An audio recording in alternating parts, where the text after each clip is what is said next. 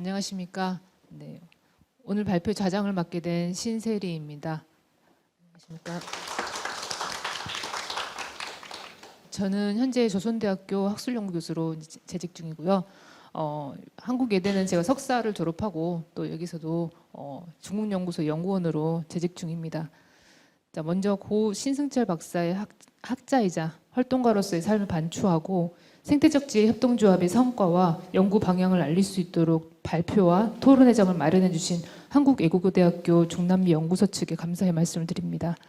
앞으로 생태적 지혜 협동조합은 한국외대 중남미 연구소 측과 MOU를 통해서 긴밀하고 원활한 관계를 유지하게 될 것이라고 기대하는 바입니다. 고 신승철 박사의 철학이 생태적 지혜 협동조합의 맨 밑둥에 엄지가 되어서 우리가 함께 모일 수 있기를 바라며 추모의 글을 올릴까 합니다. 자, 그러면 저희가 작성한 신승철 박사에 대한 그 추모의 글을 간단하게 먼저 읽겠습니다. 고 신승철 박사를 기리며 우리는 그를 보내고 한동안 슬픔이라는 시간의 강을 건너야 했습니다. 저는 그를 다른 세상으로 보내고 그 사실을 받아들이는 것이 여전히 어렵습니다. 처음엔 지금이라도 전화하면 오빠의 음성이 들릴 것 같았습니다. 의료진이 심장마비와 상황을 설명할 때는 현실인지 아닌지 스스로 묻기까지 했다가 장례를 마치고 또 얼마 전 49제가 되어 오빠를 용인에서 마주하면서야 비로소 그가 그곳에서 쉬고 있다는 생각을 할 수 있었습니다. 저는 그를 보내며 몇 가지 사실을 알게 되었습니다. 먼저 그의 지인들이 알고 보니 그의 인생과 생각을 함께 나눈 가족이었다는 사실을 알게 되었습니다. 저희 형제들은 젊은 시절 인생을 각자 고군분투하며 살았습니다.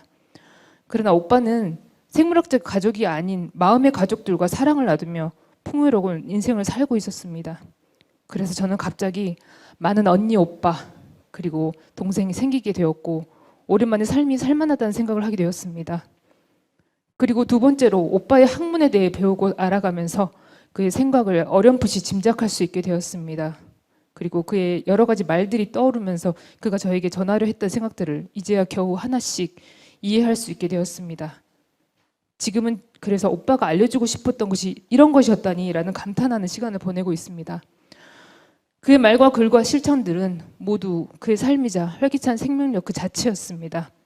무엇보다 세 번째로 이렇게 그에 대해 다시 알아가면서 저는 스스로 몰랐던 저 자신에 대해 알아가기 시작했습니다.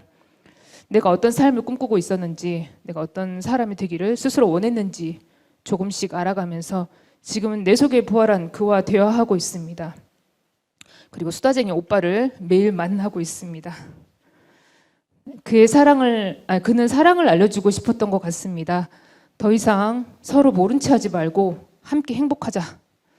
지금 그는 매일매일 저에게 이런 이야기를 건네고 있습니다. 그 마음이 저라는 항구에 닿기까지 얼마나 많은 시간이 걸렸던가. 어리석었던 과거의 자신을 탓하기도 하지만 그래서 저는 그를 통해 사랑이 무엇이고 지금 이 순간이 나에게 얼마나 소중한 순간들인지에 대해 조금씩 알아가고 있습니다. 뜬금없는 고백을 하자면 누구나 어두운 터널을 혼자 걸어야 하는 시간이 있듯이 저에게도 그런 시간은 있었습니다. 그러나 지금은 압니다. 그가 저에게 생명과 삶의 소중함을 이야기하고 저를 돌보아주고 있다는 것을요. 그가 떠난 이후에 깨달은 생명, 그가 떠난 이후에 알게 된 내 안의 사랑. 너무도 모순되지만 이제야 오빠와 대화를 나누고 있습니다. 돌이켜보면 오빠는 나라는 세상에 갇혀있는 저를 항상 안타까워했던 것 같습니다. 물론 물리적 공간과 세상에서는 더 이상 그를 만날 수는 없지만 또 우리는 잘 압니다. 그의 글과 생각 속에서 우리는 매 순간 그와 호흡하고 만나고 있다는 것을요. 우리의 삶 속에서 그는 여전히 존재하고 우리를 돌보고 있으니까요. 일상의 파티와 소풍이라면 기뻐하던 그의 소박함은 우리들이 있다면 항상 존재할 것이고 아직 우리가 못다 이해한 진행 중이자 진화 중인 그의 철학은 앞으로도 우리의 글과 실천으로 이어질 것입니다. 모두의 마음을 담아 감사의 마음으로 그를 가름합니다. 신세리 올림. 감사합니다. 자, 그러면은 이제 발표를 이제 학회를 진행해 보도록 하겠습니다. 먼저 첫 번째 발표자로는 신승철 사상의 진화, 생태 철학의 여정이라는 제목으로 샌드들 지혜 협동조합 이승준 이사장님의 발표가 있겠습니다. 이승준 이사장님은 신승철 박사님과 28년 동안 동고동락한 선후배 연구자 관계입니다. 오늘 발표는 주로 신승철 박사의 지난 연구 과정을 그의 저서에 담긴 철학을 통해서 돌이켜보는 내용이라고 하겠습니다. 그럼 발표를 청해 듣겠습니다. 네, 아까 인사를 드렸기 때문에 인사는 이제 생략하고요. 신승철 사상의 진화라는 이제 주제로 오늘 이제 그 발표를 하게 된 이승준이라고 합니다. 소장님이 이렇게 그 돌아가시고 나서 사실 제가 그 전에 소장님 책을 되게 허투루 봤던 것 같아요. 책을 저한테 많이 줬는데 받으면 앞에 사인 승준아 했어 이렇게 되게 다정하게 말을 건네면서 책 나올 때마다 뭐 모든 책은 아니지만 그때 이제 저한테 전해줬는데 제가 그때 보고 나서 이제 쓱 제목만 보고 이렇게 일부만 보고 뭐 대충 알았어 이렇게 이제 넘겨짚었던 게 있었는데 지난 2달간 이제 선배가 돌아가시고 나서 책을 좀 꼼꼼하게 읽어보게 되는 시간을 가졌었던 것 같아요. 가졌다 보니까 제가 생각했던 것보다 그러니까 제가 너무 허투루 봤던 걸 많이 느끼게 됐고 그 문장 한 글자 한 글자를 이제 좀 되새기면서 보다 보니까 우선 제일 먼저 하는 느낌은 눈물이 좀 많이 났어요.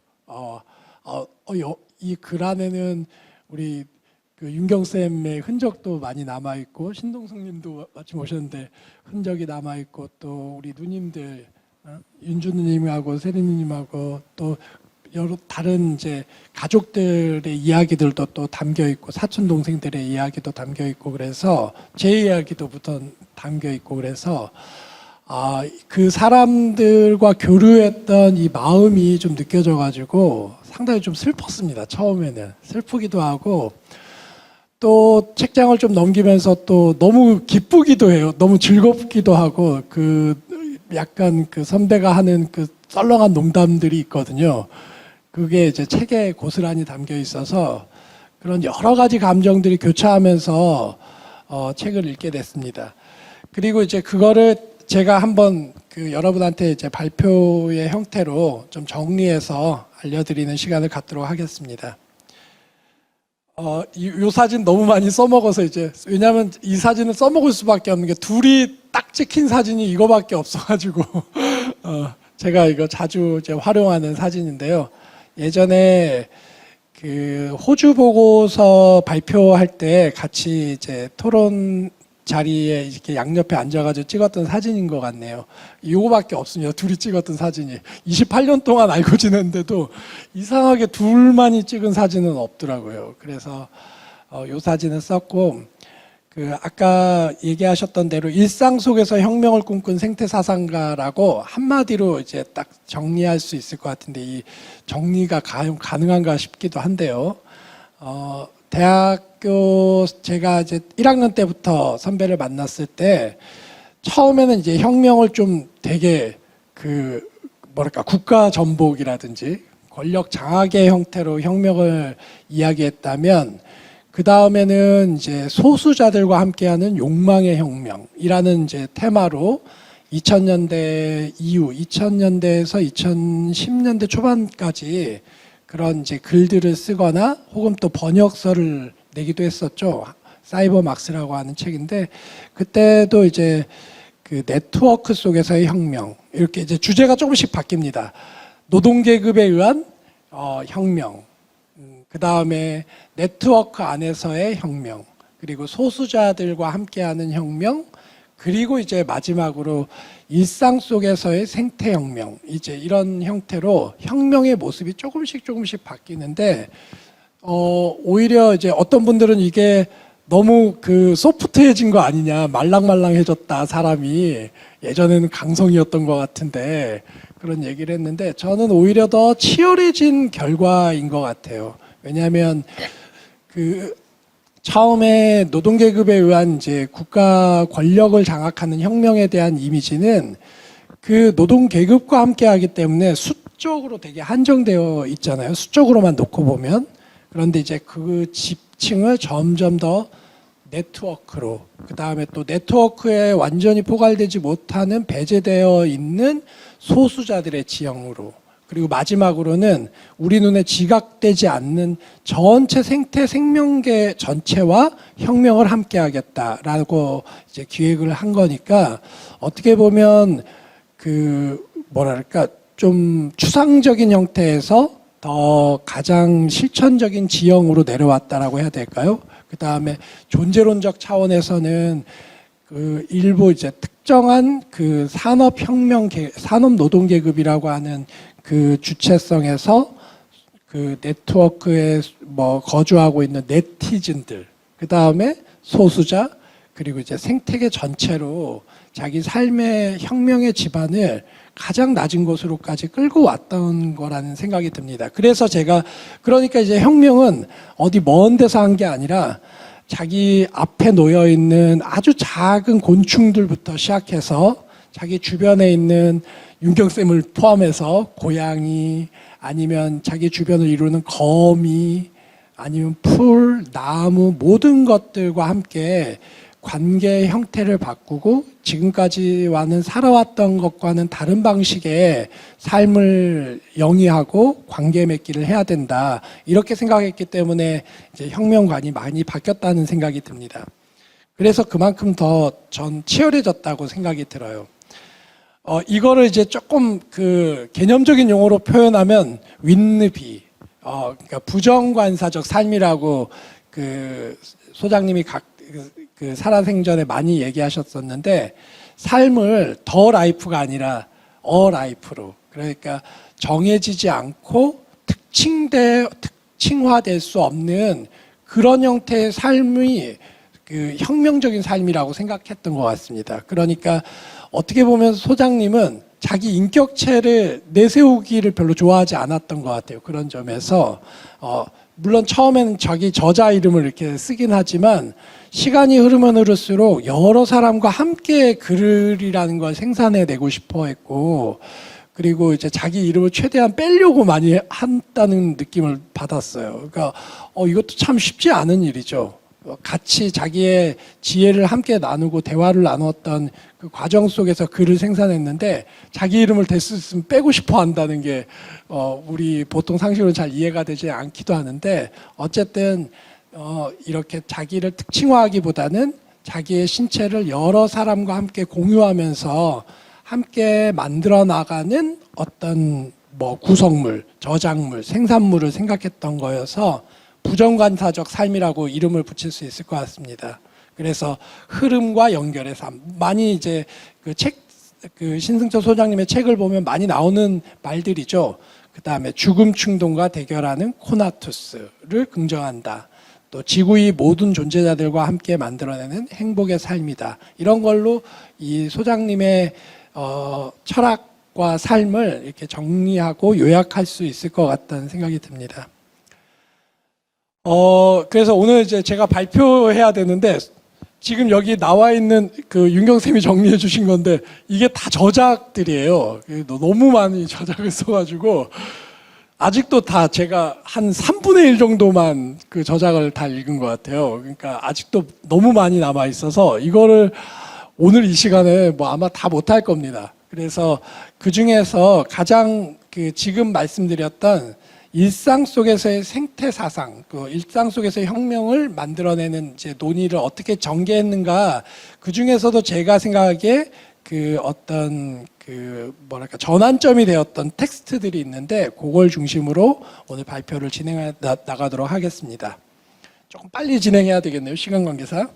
요 부분은 넘기겠습니다. 제가 다른 강의에서도 이게 그 다른 발표에서도 요 얘기를 많이 말씀드렸는데, 아까 말씀드린 대로 그 2000년대 들어서 그 이전에 노동 계급을 중심으로 한 혁명을 생각했던 이미지에서 사이버 막스, 비록 이제 사이버 막스긴 하지만 점점 더 네트워크적으로 이제 혁명의 관점을 좀 더 이제 사회적 노동자나 네트워크나 아니면 그 연결적 관계, 이런 개념을 써서 혁명관이 조금 이제 더 바뀌긴 했는데 이거 넘기겠습니다. 그래서 이제 오늘은 이제 생태 사상을 중심으로 이 문제를 좀 다뤄봤으면 좋겠는데요. 아마 이 에코소피가 제가 생각하기에는 본격적으로 그 생태 사상 혹은 생태 철학 혹은 생태 혁명에 대한 논의를 시작했던 텍스트로 읽혀요. 뭐 그 앞선 텍스트들도 있지만 글들도 있지만 요 에코소피라고 하는 글이 그 사이버 스페이스에서 생태적 지혜로의 진화를 이뤄낸 어떤 첫 번째 글에 해당한다는 생각이 듭니다. 아마도 국내에서 유일하게 가타리를 중심으로 생태주의를 형성했던 그 첫 번째 책이지 않을까 이런 생각이 드는데요.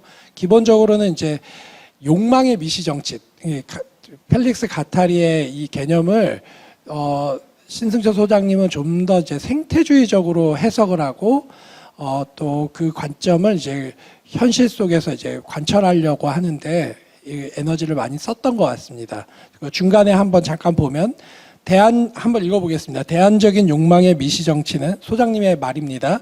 욕망의 창조적인 생산 능력에 기반하는 공동체가 충만한 신체에 이르도록 만드는 하나의 자치적 프로그램을 의미하는 것이다. 그런데 자유적 공동체 내부에는 이 충만한 신체에 이르는 내재적인 활력과 역량이 있다. 이렇게 이제 설명을 했는데 아마도 이 욕망이라고 하는 것을 보통 우리가 이제 자본주의적 욕망을 많이 떠올리죠. 차를 갖고 싶어 라든지 뭐 좋은 집을 하고 싶어 라든지 아니면 뭐 의리의리한 뭘 갖고 싶어 이런 식으로 보통 자본주의적으로 구성된 그런 욕망을 얘기하는데 소장님은 이제 그 자본의 욕망이 우리의 욕망을 오히려 그 왜곡시키고 굴절시킨다고 생각을 했던 것 같습니다. 그래서 대안적인 욕망을 꿈꾸려면 그 자본이 우리에게 자극적으로 형성시키게 된 외부로부터 우리를 자극시켜서 갖게 된 욕망이 아니라 같이 존재를 구성해 가는 여러 사람들과 함께 살아갈 수 있는 방식의 욕망이 필요하다. 그리고 그걸 그 대안적인 욕망이라고 이제 생각을 한다. 그런 이제 표현을 했습니다. 그래서 좀 더 다른 얘기로 생태적 욕망 이렇게 이제 말을 좀 바꿔놨어요. 자본주의적 욕망과 대비되는 개념이겠죠. 그래서 욕망 대부분이 자연을 정복하고 약탈하고 착취하는 데에서 기본적으로 그래 보이는데 그건 자본주의적 욕망이고 진정한 이제 우리의 삶의 욕망은 생태적 욕망을 추구하는 방향에 맞춰져야 한다. 그러면서 여러 생명체들과 그 다음에 다른 이제 뭐 동식물들을 포함한 여러 생태주의적인 삶을 영위할 수 있는 다른 존재들과 함께 공존할 수 있는 방식의 욕망을 생태적 욕망이라고 이름 붙이고 이거를 어떻게 이제 증대시킬 수 있는지 그런데 이제 관심을 보였습니다. 이때 이제 욕망을 그럼 구성하는 지층이 있을 텐데 그 지층을 가타리의 개념을 이제 참고해서 마음 생태, 사회 생태, 자연 생태의 그 교차 지점으로 이 욕망 교차 지점 속에서 욕망이 형성된다고 본 것 같습니다. 마음 생태는 통상 이제 대비되는 이거를 이제 이 글에 여기 발제에서는 표현하지 않았는데 각각이 이제 대비가 된다고 생각하는 거죠. 그래서 마음 생태의 경우는 가타리의 말을 이제 그대로 받아오긴 했는데 주체성을 형성하는 지대다 이렇게 이제 가타리는 표현하는데요. 그러니까 대비되는 거는 개체적 심리 이것과는 대비되는 용어로 마음 생태라는 개념을 씁니다. 그러니까 마음이 생태적으로 구성된다 이거죠. 자기 주변의 사람들과 대화를 나누고 또 관계를 맺고 뭐 사랑과 정동을 주고받고 또 뭐 때로는 함께 생산하고 그 과정에서 마음이 한 개체로 머무는 게 아니라 다른 사람과 마음을 주고받는 과정에서 어떤 그 주체의 장이 형성된다라고 생각을 했던 것 같습니다. 그래서 표현은 이제 이렇게 했어요. 영성적 차원에서의 마음의 생태적 지도를 만드는 영역이다 이렇게 표현했는데 어쨌든 타인과 혹은 타 존재와 내가 서로 마음을 합쳐서 하나의 공통 주체성을 형성하는 영역이 마음 생태다 이렇게 이제 표현했고, 아마 대비되는 걸로는 이제 개체주의적 심리 이런 게 이제 마음 생태와 대비되는 개념일 것 같습니다. 자연 생태는 우리가 좀 익숙한 거죠. 근데 이것도 하나의 생태적 장으로 생각을 하는 게, 자연을 인간 바깥에 있는 외부 대상으로 보는 게 아니라 인간을 포함해서 함께 이 자연을 구성해 나간다라는 관점 속에서 자연 생태를 말하는 겁니다. 사회 생태는 우리한테는 좀 익숙하죠. 그러니까 뭐 여러 이제 권력 지형이 발생하고 또 뭐 각각의 제도나 기관들이 작동하고 있는 영역일 텐데, 시간이 벌써 많이 가네요. 한참 남았는데 큰일 났네. 빨리 끊어야 될 텐데. 죄송합니다. 그래서 이 그러니까 마음 생태, 사회 생태, 자연 생태가 각각 이제 분리되었을 때 이제 문제가 발생하는 거죠. 자연 생태를 따로 분리해 버리면 환경주의에 머문다거나, 아니면 마치 그런 경우 있잖아요. 승철 선배도 가끔 예를 들었지만, 자연을 보호해야 해. 그래서 꼭 그 자연 다큐를 이제 보는 걸 자연을 보호하는 이미지로 해서 꼭 아마존을 갑니다. 자연이 멀리 있다고 생각했기 때문이죠. 그분들은. 그러니까 자연을 아주 멀리 있어서 미지의 인간이 닿지 않는 영역으로 생각을 했기 때문에 아마존을 가는 것 같아요. 근데 이 가타리의 생태 철학도 그렇고 신승철 소장님의 생각은, 자연이라는 건 바로 우리가 함께 놓여 있는 그 자리에서 자연을 이해해야 된다. 그러니까 너무 멀리 인간이 손이 닿지 않는 미지의 영역으로 가지 말고, 인간과 함께 공존할 수 있는 이 인간과 함께 이루어지는 형태, 이거를 이제 자연 생태로 이해해야 된다고 생각하고, 그리고 사회 생태는 마찬가지로 여러 존재들이 얽히고 설켜 있는 그런 지층의 차원에서 이해해야 된다라고 설명하고 있습니다. 그래서 이 세 가지가 현재 우리의 그 생태적 욕망을 구성하는 그 지형이라고 생각을 하는 거죠. 좀 빨리 넘겨야 되겠네요. 이게 한참 남았는데. 그 결론으로 가버려야 될 것 같은데요. 여러분들이 그 나눠준 자료들이 제가 그 중요하다고 생각하는 내용들을 어느 정도 요약하거나 제 방식으로 정리를 했는데, 쭉 참고하시면 될 것 같고, 시간 관계상 다 할 수가 없고 이제 결론으로 가야 될 것 같네요. 중간에 이제 잠깐 그 언급해야 될 만한 논의가, 눈물 닦고 스피노자와 사랑할수록 지혜로워진다라고 하는 그 신승철 소장님이 아마 가타리도 가타리지만 스피노자를 가장 자기의 생태적 지혜의 혹은 생태 사상의 원천으로 생각을 했던 것 같아요. 그래서 스피노자에 대한 이제 두 권, 스피노자만 중심으로 다룬 두 권의 책이 있고, 대부분의 책들이 스피노자와 가타리의 이야기로 이 생태 사상을 구성하고 있습니다. 특히 이제 이 스피노자의 그 논의 중에서 요 논의가 가장 중요하다고 생각하는데, 그 중간에 인용된 부분 한번 읽어보겠습니다. 스피노자에게 있어서 사랑은 신체의 모든 관계와 감정을 만드는 합성과 소통 과정을 의미합니다. 사랑은 신체와 신체 사이, 사물과 신체 사이, 동물 혹은 기계와 인간 사이에도 나타날 수 있다. 아이가 되고 여성이 되고 동물이 되고 식물이 되는 행위는 사랑을 통해서 자신의 삶을 바꾸는 것을 의미한다. 이런 이제 스피노자의 그 신체 변용의 철학 혹은 변용 역량의 철학이라고 하는 그 개념을 이 생태 사상의 기본 골격으로 받아들였던 것 같습니다. 시간이 없어서 또 빨리빨리 넘겨야 되겠네요.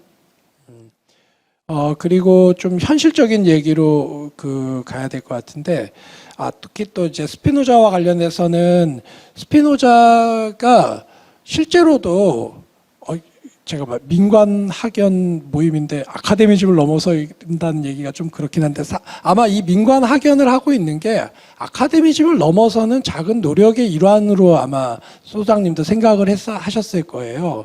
근데 아카데미즘이 갖고 있는 건 꼭 뭐 대학 안에서 이루어져서 아카데미즘이 아니라 아카데미즘의 그 문법이 있다는 거죠. 그러니까 진리를 추구하는 방식, 그러니까 진리를 X는 뭐뭐다라고 의미상으로 규정짓고, 그 개념을 흐름이나 변형으로 생각을 안 하고 고정된 의미망 속에서 그 진리를 갖고 있는 것을 추구하는 게 아카데미즘이고 거기에 특권성을 이제 찾아내려고 하는 것에 아카데미즘에 문제가 있다라고 생각을 했는데 스피노자처럼 지혜라는 건 고정된 사전적으로 나열될 수 있는 그런 지식이 아니고 몸과 마음이 한꺼번에 움직이면서 타인과 함께 만들어가는 것을 진리의 어떤 기준으로 이해를 해야 되고 그런 점에서 아카데미즘이 추구하는 진리를 넘어서서 실천적이고 또 정동적인 관계 속에서 진리를 형성해야 된다. 그런 이제 논의를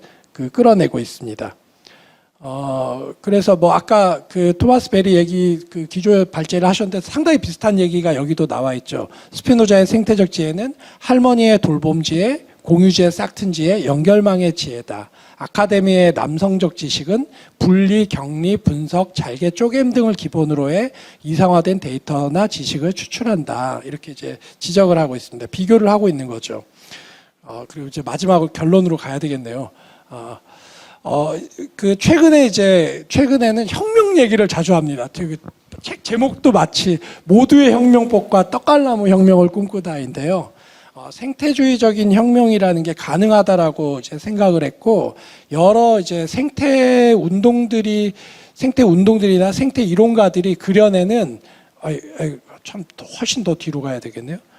그려내는 다양한 논의들을 이 탈성장이라는 개념으로 어느 정도는 이제 그 재조합하려고 했던 것 같아요. 그러니까 체제 전환파, 기후정의파, 모두의 책임파, 임박한 위기파 이렇게 분류를 했는데 통상 우리한테는 그러고 보니까 오늘 지속 가능 발전 포럼인데 약간 소장님은 그 견해에는 동의를 하지 않는데 근데 저는 오히려 그러니까 탈성장론을 제기하는 거니까 아마 기후 문제 혹은 생태 문제와 관련해서 현재는 크게 세 가지 그러니까 지속 가능 발전론 그 다음에 기후 정의론, 그리고 아마도 이제 그 소장님이 한국에서는 좀 본격적으로 제기한 그 탈성장론이라고 하는 세 가지 입장이 현재 생태 사상의 어떤 흐름이나 운동을 이제 주도하는 그 계열이라고 생각하는데 저는 오히려 이게 갈등을 부추기려고 탈성장론을 얘기했다기보다는 생태주의를 더 풍부하게 만들고 또 현재의 기후위기나 생태위기에 대한 좀 다른 시각의 대안을 제기하는 게 필요하다고 생각했던 것 같습니다. 그리고 이 대안이 저는 기존의 지속가능 발전론이나 또 기후정의나 혹은 또 노동 세력이 얘기하고 있는 체제 전환이나 이런 것들과 서로 공존할 수 있다는 생각까지 한 것 같아요. 그러니까 더 다른 관점을 더 어떻게 보면 더 때로는 더 끌어당기기도 하고 또 어떻게 보면 논쟁을 통해서 서로의 그 입장을 더 강화시키거나 좀 더 실천적인 방향으로 끌고 갈 수 있는 계기로 생각을 한 것 같습니다. 그러니까 탈성장론이 비록 입장은 좀 차이가 있지만 나머지 다른 생태주의의 그 형태들과 공존할 수 있는 그런 모델을 계속 추구하려고 했던 것 같아요. 그래서 뭐 여기서는 이제 지속가능 발전론이 임박한 위기나 모두의 책임파에 좀 더 가깝다고 그 규정을 했던 것 같은데 이런 여러 입장들과 탈성장론을 어떻게 잘 조합시킬 수 있는가 그런 이제 논의를 하고 있습니다. 비판도 하고요, 마찬가지로. 그리고 이제 여러 이제 시나리오적 접근이 있는데 요거는 한번 여러분들이 참고해 보시면 좋을 것 같습니다. 마지막 그 이제 구절을 읽고 끝내겠습니다. 급 마무리를 해야 되겠는데요. 떡갈나무 혁명과 네트워크 혁명은 유사하다. 떡갈나무 혁명을 어떻게 이해했는지에 대한 구절인 것 같은데요. 작은 기계 부품의 기능 연관 속에서 기계체를 이룬 네트워크 속에서 하나의 기계 부품이 다른 작동 양상을 보일 때 전체 시스템은 고장나거나 전환될 수밖에 없다는 게 그것이다. 네트워크는 비스듬하게 기계와 기계를 연결하는 연결망이다. 기계 역시도 하나의 새로운 혁명의 비전을 갖고 있다. 그러니까 그 자연 속에서 기계를 이해한다는 게 좀 뭐 되게 어폐가 있지 않느냐 누가 그런 질문도 제기하셨는데 이때 그 가타리가 얘기하는 기계는 그 기능주의적으로 그 메커니즘적으로 이해되는 그러니까 도구적이거나 기능적으로만 서로 연결 관계를 갖는 그런 기계 개념이 아니라 서로 공동으로 작동했을 때만 기능하는 기계 개념이에요. 그러니까 예를 들어 보면 들레주 가타리가 청계고원에서 얘기했던 그런 이제 키스하는 입, 그러니까 기계, 입기계. 입기계는 어떤 거냐? 입과 입이 마주쳤을 때 이 두 공존체가 한꺼번에 작동해야지 키스 기계가 작동한다고 생각을 하는 거죠. 그리고 이 입이라고 하는 기관은 비록 기관이지만 다른 이제 여러 그 기계의 형태로 전환될 수 있다. 키스 기계가 되기도 하고 식사 기계가 되기도 하고 또 언어 기계가 되기도 하고 여러 가지 어떤 대상과 만나느냐에 따라서 타인의 입과 만나느냐, 음식물과 만나느냐, 아니면 음성과 만나느냐, 아니면 또 뭐 욕과 만나느냐에 따라서 이 입의 기능이 여러 가지 방식으로 이제 변용되고 그런 거를 전체적으로 이 기계주의라고 하는 이름 속에서 이해하려고 했던 것 같습니다. 마지막으로 이제 그 떡갈나무 혁명을 꿈꾸다 있는 구절을 한번 읽어보겠습니다. 우리는 말할 것이며 행동할 것이며 수많은 이야기를 만들어낼 것이다. 우리는 용기를 가지고 어두운 미래를 밝힐 등대가 될 것이다. 이 빛은 어둠을 밝히는 목표만이 아니라 무지갯빛 삭제로 대지를 물들일 목표도 갖고 있다. 색채로 그것이 떡갈나무 혁명의 시작이다. 우리는 나서고 행동하고 말하고 노래할 것이다. 서로에게 어깨를 기댄 채 친구와 함께 가족과 함께 말이다.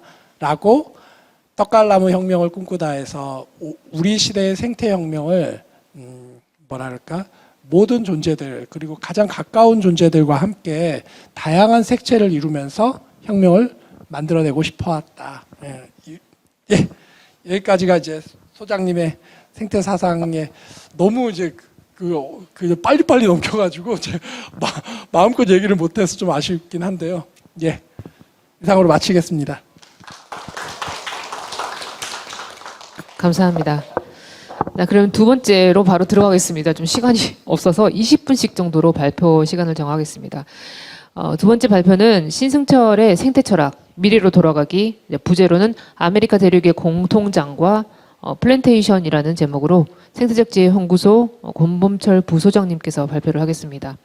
오늘 발표는 제가 이야기로는 위기 시대를 대하는 마음에 대한 이야기라고 생각을 했는데요. 맞는지 모르겠습니다. 개인의 생존주의가 아닌 정동의 관계망을 만드는 것이고 서로 돌봄이 얼마나 필요한지 깨닫고 정동이 순환할 수 있는 영원한 친구의 배치를 만드는 거라는 내용을 담고 계십니다. 이제 그런 발표를 청해 듣겠습니다. 네, 안녕하세요. 소개받은 권범철입니다. 네.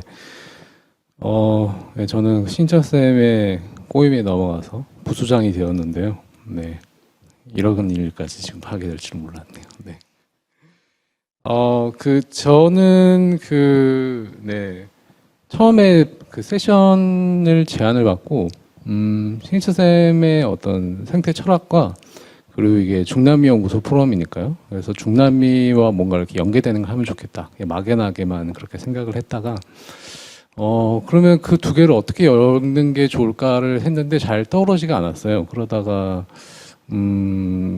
하다가 이제 결국은 나온 게 이제 오늘과 같은 정리 방식이었는데, 그 아메리카 대륙 전체를 크게 이제 좀 처음엔 좀 세부화적인 활동을 살펴보는 게 어떨까 생각을 했지만 그보다는 좀 전체적인 그냥 역사적인 그 변화의 관점에서 좀 살펴보고 그것에서 우리가 이제 신철쌤의 생태 철학이 어떻게 이렇게 개입할 수 있는지를 좀 말씀드리려고 합니다.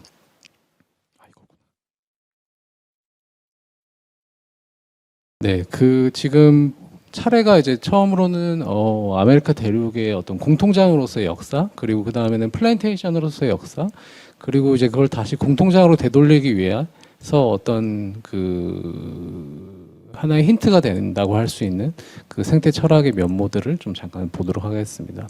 아까 보신 것처럼 그 신철쌤이 쓰신 책이 엄청 많은데 그 중에 한 10분의 1 정도라고 할 수 있는 저는 이 4권을 주로 좀 참고해서 말씀드리려 합니다. 처음에는 이제 공통장으로서의 아메리카 대륙의 모습인데요. 네, 잘 알고 계시듯이 소위 이제 콜럼버스가 1492년에 처음으로 이제 아메리카 대륙을 소위 발견을 했고 그 이제 집으로 돌아가는 과정에서 자신이 만났던 경험을 이제 배에서 이렇게 이제 적었다고 합니다. 콜럼버스가 뭐라고 적었냐면 그러니까 원주민들이죠. 네, 그들이 가진 어떤 것이라도 누군가 그것을 요구하면 그들은 결코 안 된다고 말하지 않는다. 오히려 그 사람을 초대하여 그것을 받게 하고 마치 그들의 마음이 그것과 함께 가버린 것처럼 애틋한 모습을 보여준다. 이렇게 콜럼버스가 적었다는 거예요. 그 사람들의 생활 모습에 대해서. 그것에 대해서 이제 미국의 역사학자인 피터 라인보우가 이렇게 이제 적고 있습니다. 콜럼버스가 공통장, 그러니까 커먼즈라고 하는 것을 우연히 발견했다라고 이렇게 적고 있는데, 그러니까 그때 이제 그 콜럼버스가 봤던 모습은 이제 이 당시에 이제 본격적으로 이제 인클로저가 시작되려고 하던 그 시기에 어떤 사회화가 이제 유럽의 사회화가 본격적으로 시작되는 시기에와의 유럽과는 다르게 어떤 오히려 사회재산의 부재가 이 사람들의 자유의 어떤 근간이었던 모습이야라는 거예요. 그러니까 어떤 그 사물에 대한 대지에 대한 뭐 어떤 공통적인 어떤 그 문화들, 소유 방식들 그런 것들이 이제 이 사람들의 어떤 주된 모습이었다고 많은 보고서들이 또 그렇게 기록을 하고 있습니다. 특히 이제 토지 소유에 대한 관념이 그런데 굉장히 너무나 어색하게 느껴졌기 때문에 그건 마치 이제 바람을 소유한다든지 구름을 소유한다든지 이런 생각과도 같았기 때문에 너무나 이해할 수 없다라는 것이었어요. 예. 그 랄프 알도 에머슨이라 그 사람이 쓴 시가 있는데 그 시가 이 땅과 우리에 대한 생각을 아주 잘 보여주는 것 같아요. 그러니까 그들은 나를, 여기서 나는 땅이거든요. 예. 그러니까 그들은 나를 그들의 것이라고 불렀는데 그게 어떻게 될 수 있냐는 거예요. 그들이 나를 껴안지 못해서 내가 그들을 껴안고 있는데, 네, 이런 시입니다. 그러니까 이게 어떻게 보면 원주민의 사상과 굉장히 밀접한 모습이라고 할 수 있을 것 같아요. 그리고 생태적으로도 이제 많은 보고서들이 전하고 있듯이 아주 오랜 시간 동안 그 대륙에 머물렀음에도 불구하고 유럽인들이 처음 그 대륙에 도착했을 때는 굉장히 비옥한 어떤 생물들이 풍성하게 잘 지내고 있었다고 이렇게 많은 전해지고 있습니다. 그러니까 그러한 것들이 이 사람들의 어떤 생활 습관과 당연히 그 무관한 문제가 아니었던 거죠. 네. 그래서 실비아 페데리치는 이렇게 적고 있는데 원주민 공통장의 역사에서 우리는 배제적 규제나 어떤 사적 소유 권리 없이 실현된 자원의 공통화 이용에 대한 어떤 최고의 구체적인 사례를 발견한다라고 쓰고 있습니다. 네. 이게 어떤 공통장으로서의 아메리카의 모습이라고 한다면 유럽인들이 이제 본격적으로 이 아메리카 대륙에 침략한 이후에 어떤 아메리카는 어떤 이제는 플랜테이션으로서의 아메리카라고 할 수 있을 것 같아요. 여기서는 어떤 두 가지 모습의 지구화가 나타난다고 생각할 수가 있는데 첫 번째는 노동력 재생산의 지구화입니다. 일단은 잘 아시겠지만 이제 유럽인들이 들어오고 나서 원주민의 엄청난 인구가 절멸했죠. 절멸하고 잘 아시듯이 이제 아프리카인들을 끌고 와서 노예로 부리기 시작했습니다. 그래서 그러한 이 노예 경제가 유럽 자본주의의 출현에 어마어마한 큰 기여를 했던 것이죠. 네. 그러니까 사실상 그러한 노예제가 없었다고 하면 자본주의에 출현할 수도 없었고, 그러한 과정은 특히 이제 어떤 플랜테이션이라고 하는 이 농장을 통해서 이제 진행이 되었는데, 시드니 민츠라고 하는 인류학자는 이 플랜테이션의 노예화된 노동이 오늘날 공장 임금 노동을 어떤 예시하고 있다고 이해합니다. 그래서 훈육과 소외를 바탕으로 한 그 노동의 과정이 오늘날 임금 노동을 예시하고 있고, 그래서 우리가 오늘날 임금 노동을 할 때조차도 우리는 플랜테이션에 유산화되어 있다라는 거예요. 예. 그래서 이 플랜테이션 체제가 또 중요한 것은 그게 단순히 어떤 노동의 모습뿐만 아니라 이 체계가 이제 지금까지 이 자본주의적 생산에서 어떤 패러다임이 되고 있는 노동의 경영이라든지 수출지역 생산이라든지 경제 통합이라든지 국제 분업이라든지 이게 본보기가 되고 있는데 이게 핵심적인 것들이 이런 거예요. 그러니까 여기 보시면 잘 아시겠지만 이게 이제 유럽과 아프리카와 이제 아메리카 대륙의 삼각 무역의 모습이잖아요. 네. 그게 그러니까 유럽에서 출발한 배가 상품을 싣고 아프리카 서부에 도착하면 거기서 물건을 팔고 그 돈으로 노예가 아니라 아프리카를 사가지고 다시 대서양을 건너서 아메리카 대륙에 가서 그걸 노예로 파는 거죠. 그런 다음에 그 플랜테이션에서 생산된 물건들, 그러니까 여기 설탕, 차, 담배, 럼주 이런 것들이 이제 당시 유럽 노동자의 재생산에 가장 필요한 어떤 밀가루를 제외한 가장 필요한 물품들이었고, 이런 것들이 그 아메리카 대륙의 플랜테이션에서 어마어마하게 저렴한 어마어마한 노예 노동자를 착취를 통해서 생산되었고, 그런 것들을 실은 배가 다시 이제 유럽에 가서 유럽 노동자들에게 판매가 되었죠. 유럽 노동자의 임금으로 노예 노동자들의 생산물이 실현이 되었습니다. 그 가치가. 그러니까 이러한 식의 이 유럽 노동자의 어떤 재생산 그는 이 당시에 이제 점점 이제 가정주부화되고 있던 이 여성들의 집안에서의 재생산 노동뿐만 아니라 대서양 건너에서 있는 이 노예 노동자들의 이 노예 노동에 의해서 지탱이 되었고, 그 두 가지가 이 자본주의 출현의 엄청난 기둥이었다라는 것이죠. 근데 이러한 이 국제 노동 분업 체계가 당시에만 그친 게 아니라 오늘날에도 여전히 유지되고 있다라는 거예요. 그러니까 오늘날에도 여전히 아시아, 아프리카, 라틴 아메리카에서 이 생산되는 이 저렴한 물건들이 소위 1세계 노동자들의 재생산을 지탱하고 있잖아요. 그러니까 그러한 모습들이 여전히 진행되고 있다는 것입니다. 이것이 지금까지 본 어떤 노동력 재생산의 지구화라고 한다면, 또 하나의 모습은 병원균의 지구화라고 할 수 있는데요. 그 인류학자인 에나칭은 플랜테이션이 인간에 대한 훈육뿐만 아니라 식물에 대한 훈육을 한다고 얘기합니다. 그러니까 어떤 생태적인 단순화, 굉장히 그러니까 단일 작물을 심잖아요. 그러한 과정을 한다는 거예요.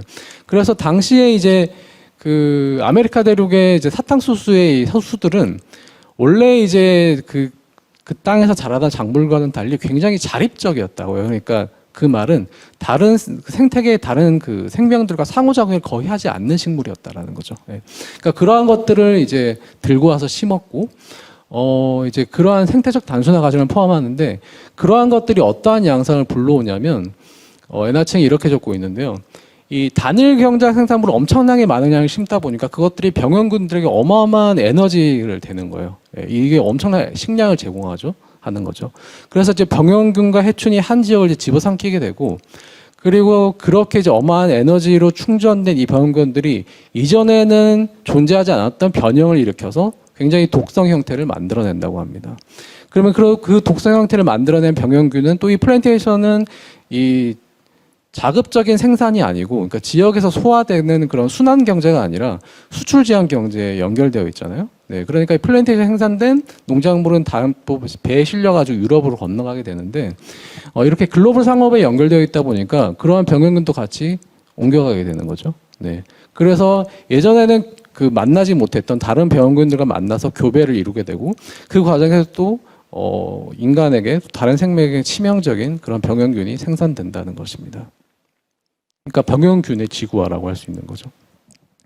이렇게 플랜테이션으로서 아메리카는 두 가지 지구화의 모습을 보여주는데, 하나가 이제 노동력 재생산의 지구화, 그리고 하나는 병원균과 해충의 지구화라고 할 수 있습니다. 전자가 특정한 인구를 노예 상태로 만들어서 소위 1세기 인구의 재생산을 이제 그것에 의존하도록 만들어서, 그러니까 사실상 근데 그게 과거 일이 아니라 우리가 현재 이제 하고 있는 일인 거죠. 우리가도 이제 그 노예화에 공모하고 있는데, 그것이 이제 프롤레타 계급 내의 어떤 유기화 분열을 조성한다고 한다면, 이 후자는 이 전자를 위한 어떤 생태계의 변형이라고 하는 것이 결국은 인간뿐만 아니라 모든 생명들의 존립 자체를 불안정하게 만드는 사태를 보여주고 있습니다. 그러니까 한때 이제 공통자로 기능했던 아메리카 대륙이 이제는 플랜테이션도 개조되었고, 그것이 이제 다른 뒤집어서 얘기하면 자본의 공통장이 되었다고 한다면, 근데 그것이 너무나 우리에게도 큰 위협이 되고 있다고 한다면, 우리는 그 플랜테이션을 발음이 어렵네요. 다시 공통장으로 만들어야 하는데, 그럼 그것을 어떻게 만들 것인가가 우리의 과제라는 생각입니다. 그럼 오늘의 공통장을 얘기하는 굉장히 많은 사람들이 있는데요. 그 중에 크게 두 가지 접근만 나눠서 좀 생각해 보면, 일단은 어떤 비물질적인 것을 중심에 둔 접근이 있습니다. 여기 이승준 선생님이 좋아하시는 네그리가 대표적인 인물이죠. 그래서 이를테면 이 사람들이 주로 주목하는 어떤 이 공통장의 장은 어떤 메트로폴리스에서의 어떤 사람들의 협력적인 활동이라든지, 혹은 인터넷에서의 어떤 협력적인 활동이라든지, 그러한 것들입니다. 그런데 이러한 것에서 좀 생각해 볼 수 있는 것은 비물질적인 것으로 우리가 일성을 담보하는 문제를 좀 생각하기는 어렵지 않나 하는 생각이 있고, 또 하나는 어떤 물질적인 것에서도 강조하는 접근들이 있어요. 에코페미니스트들이라든지 혹은 실비아 페드리치 이런 사람들이 있는데, 이 사람들이 일상을 재생산의 토대에 대해서 굉장히 강조를 하면서 우리가 다시 물리적인 자원에 접근을 하고 그것을 공통화해야 된다라고 강조를 하시죠. 근데 그렇게 얘기를 들으면 그러면 이제 우리가 옛날처럼 다 농사 짓고 살아야 되는 건가? 이런 생각이 또 들기도 하거든요. 네. 그러니까 앞에서 네그리의 주장이 미래로 가속하는 어떤 입장이라고 볼 수 있다면, 후자의 입장은 어떻게 보면은 과거로 돌아가자고 하는 얘기처럼 보이기도 합니다. 네. 근데 우리는 이 둘을 통합하는 방법이 필요하지 않을까. 그러니까 공통장에서 플랜테이션으로 변화된 시대가 있고, 근데 이제 우리가 다시 플랜테이션 공통장으로 돌아가려고 한다면 우리가 과거로 돌아가지 않은 방식으로 돌아가자라는 거죠. 그렇기 때문에 미래로 돌아가는 것이고, 그러니까 여기서 문제는 그러면 우리가 미래로 돌아가는 것, 그러니까 자본주의적이지 않은 방식으로 발전하는 것, 그건 어떻게 가능할까가 문제가 되는데, 여기에서 신승철의 생태 철학이 어떤 하나의 힌트를 제공한다는 생각이 듭니다. 그러니까 여기서 이제 보면 순환 경제와 이제 진보적 세계관이 있는데, 이 두 가지의 충돌에서 이걸 둘 다를 충족할 만한 구도는 없을까 고심하는 사람들이 있을 수도 있다. 네, 저한테 한 얘기 같네요. 네, 이렇게 쓰셨는데, 그래서 지금 얘기하는 이 순환과 진보의 통합이라고 하는 것이 방금 얘기했던 미래로 돌아가기라고 하자고 하는 그 문제 설정과 이제 연결이 되고, 그 문제에 대해서 신승철 쌤이 이제 스피노자를 인용하면서 탄소 자본주의자라는 책에서 이렇게 얘기하고 있습니다. 네, 스피노자 잘 모르지만 그래서 어렵지만 좀 읽어볼게요. 스피노자는 신적 질서인 무한과 영원성을 향해 유한자가 진입하는 것이 관념이나 자기의식의 세계에서 가능한 것이 아니라 무한한 경우의 수를 갖고 있는 자연 생태계의 유한자의 무한결 속에만 있다는 점을 밝혀낸다. 스피노자에 따르면 무한한 신이라는 실체는 유한한 양태에 내재해 있기 때문에 변용과 접속, 감성적 실천을 통해 양태가 연결될 때에야 비로소 무한한 잔재성이 표현될 수 있다. 네. 이준서 선생님은 끄떡하셨지만 보통 사람들에게는 잘 이해가 되게 않겠죠. 네. 그러니까 스피노자는 이 실체라고 하는 것, 그러니까 자기 외에 다른 원인을 갖지 않는 존재. 그러니까 다시 말해서 다른 것이 필요 없이 없어도 존재할 수 있는 것. 그런 실체는 신 혹은 우주라고 할 수 있는 것밖에 없다고 생각했어요. 그러면 우리는 인간은 실체가 아닌 거예요. 인간은 실체가 아니고 인간은 양태로 존재합니다. 스피노자에 따르면. 그러니까 양태로 존재하기 때문에 그 말은 나 혼자만으로는 존재할 수 없다라는 거예요. 양태는 항상 누군가와 관계를 맺으면 존재할 수 있고, 그 관계 속에서만 존재할 수 있는 게 바로 양태로서의 존재인 것이죠. 그렇기 때문에 이 관계 맺음, 우리는 유한자이지만 그 관계 맺음의 경우의 수를 무한히 늘리는 방식으로 우리는 발전할 수 있다라는 거예요. 그게 바로 유한자의 무한결속이라는 말로 신승철 쌤이 쓰고 있는 표현입니다. 그래서 이 문장에서 쓰고 있듯이 지역사회 구성원이나 공동체 사람들이 관계망을 통한 경우의 수를 늘리거나 관계를 성숙시켜서 무한한 시너지 효과를 일으키는 경제가 작동한다는 구도가 그것이다. 그러니까 경우의 수를 늘린다라는 것도 있지만 이건 어떻게 보면 약간 양적인 얘기처럼 들리죠. 예. 근데 관계를 성숙시켜서 무한한 시너지 효과를 만든다. 그러니까 이것은 어떤 관계의 강렬도를 높이는 방식, 어떻게 보면 질적인 방식의 그게 진화라고 할 수 있겠습니다. 그러니까 그렇게 함으로써 우리는 이 반복과 진보라는 이것을 발전하는 개념에서 통합할 수 있다라는 거죠. 네, 저는 이 얘기를 듣고 이 부분을 읽으면서 이 과거로 돌아가지 않는 방식으로 미래로 발전한다라는 구도가 여기서 발견했다는 수 있다는 생각이 들었습니다. 네, 그래서 신철 쌤이 그 소농 공동체를 탄소 순환 시대에 어떤 토대로 이해하면서도 그냥 단순히 과거로 돌아가자는 것과는 다르게 다른 방식의 이제 얘기를 하고 있는 거죠. 네. 그래서 유한자의 무한결속은 다르게 발전하는 것. 그래서 이제 미래로 돌아가는 것이라고 할 수가 있고, 그럴 때 이제 우리는 그 다른 어떤 비인간 자연들 혹은 인간 자연들과 관계 맺는 방식을 다양하고 그 관계의 질을 굉장히 다양하고 굉장히 어떤 넓은 스펙트럼을 갖게 함으로써 미래는 굉장히 다양한 복수의 사회들로 열리게 될 수 있습니다.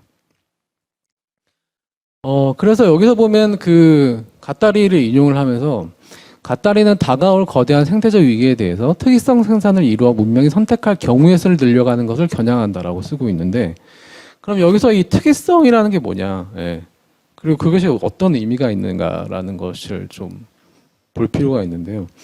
그 생태계의 도표라는 책에서 휘처쌤이 그 프란시스 베이컨의 그림에 대한 그 감각의 논리라는 들레즈의 책에서 그 이제 들레즈가 설명을 하고 있는데, 베이컨의 그림에 대해서 설명을 하고 있는데, 이 베이컨의 그림이 이렇게 실수로 붓이 그림을 그리다가 이렇게 튀어나갈 수가 있잖아요. 예. 근데 그 부분을 단순히 그냥 이렇게 지워버리거나 종이를 찢어버리거나 하는 것이 아니라 그것을 계속해서 덧칠을 하고 붓질을 함으로써 오히려 새로운 그림을 창조해 나가는 과정을 설명을 하고 있습니다. 그러니까 그것이 어떤 우발적인 실수가 일어났는데 붓이 튀어나가는 그 사건이 일어났는데 그것을 다른 사건으로 만드는 거죠. 그것이 바로 특이점의 역할을 한다라는 거예요. 네. 그래서 근데 중요한 것은 우발성은 그냥 나와의 의지와 무관하게 일어날 수 있지만 중요한 것은 덧댐의 반복과 에너지의 투여가 있어야 된다는 거예요. 그래야 그것이 특이점이 될 수 있다는 거죠. 그래서 신철쌤이 그렇게 열심히 반복해서 전화를 하셨다는 생각이 듭니다. 네. 그러니까 우리가 가끔씩 어떤 일시적인 사건들, 이를테면 거대한 촛불 집회라든지 그런 운동이나 사건을 경험하잖아요. 네. 근데 그런 것들이 물론 그 자체로도 어떤 특이점이라고 할 수 있겠지만, 중요한 건 그 이후, 그 사건 이후가 아닌가. 네. 그러니까 우리에게는 일상에서 더 많은 광장이 필요하고, 흰선생님은 그러한 이유에서 덧댐의 반복과 에너지의 투여가 일상에서 더 필요하다고 얘기했던 것 같습니다. 근데 우리는 아직 그걸 잘 못하는 것 같고, 그러면 그게 어떻게 가능한가라는 게 또 문제 중요한데, 그 덧댐과 반복을 하지 못하는 어떤 인간에 대한 이야기가 정동의 재발견이라고 하는 작년에 쓰신 책에서 나오는데요. 예. 거기서 소파에 딱 들러붙은 그림자 인간이라는 표현이 있어요. 그 그림자 인간이 굉장히 무기력하게 소파에 누워 있는 거죠. 누워 있는데 강아지가 나가서 계속해서 말을 겁니다. 키워보시면 아시겠지만 굉장히 다양하게 말을 하더라고요. 네. 그래서 말을 거는데 그러면은 강아지는 어쨌든 산책을 시켜야 한다는 거예요. 네. 그러니까 여기서 중요한 게 어찌되었건 강아지는 산책을 시켜야 한다는 거예요. 그러니까 이 돌봄이나 재생산 노동의 특징 중 하나는 우리가 이걸 완전히 거부할 수 없다라는 거죠. 네. 고양이가 아프면 병원에 데려가야 되잖아요. 아이가 울면 밥을 줘야 되는 거잖아요. 예. 그런 것들이 우리를 움직이게 하고 그런 것들이 다른 우리가 정동을 발휘할 하나의 촉매로서 그러한 돌봄의 대상들이 우리에게 다가온다는 것입니다. 그렇기 때문에 돌봄이 정동을 활성화하는 장으로 나타난다. 그리고 그 과정에서 우리는 어떤 예기치 못한 관계로 나아갈 수 있다는 것입니다. 그래서 우리는 그렇게 꼼짝 안 할 상태에서 벗어나서 움직일 때의 마음으로 이행을 해야 되고, 그러한 것들이 계속해서 오늘날 위기 상황에서 이 정동이 순환하는 관계망을 만들어가는 예비 과정이 필요하다고 얘기했습니다. 그래서 마지막으로 이것만 읽고 끝내도록 하겠습니다. 이 정동의 관계망은 위기 시대를 살아가는 생존 전략이자 아무도 책임지지 않는 이 위기를 다룰 수 있는 새로운 집합적 주체의 형성이다. 오늘날의 각종 위기가 주체성의 위기라면 정동의 관계망은 이에 대한 하나의 대응이다. 우리가 코로나 국면에서 이미 확인했던 것처럼 우리에게 가장 필수적인 것은 서로를 돌보는 일이었다. 그러나 고립된 현재의 재생산 조건은 돌봄을 지치는 일로 만들었다. 고립된 상태에서 정동은 작동하지 않는다. 우리는 소진된다. 그러니 위기 시대에 우리의 할 일은 신철 선생님이 하셨던 말처럼 이 얘기가 정동의 재발견에 있는 얘기인데요. 정동이 순환할 수 있는 영원한 친구들과의 배치를 만드는 것이다. 라고 합니다. 감사합니다. 네, 권범철 스님 발제 잘 들었습니다. 세 번째 발표로 그럼 바로 들어가겠습니다. 세 번째 발표는 토마스 베리의 우주 이야기와 딥 에컬러지라는 제목으로 김용준 변호사님의 발표가 있겠습니다.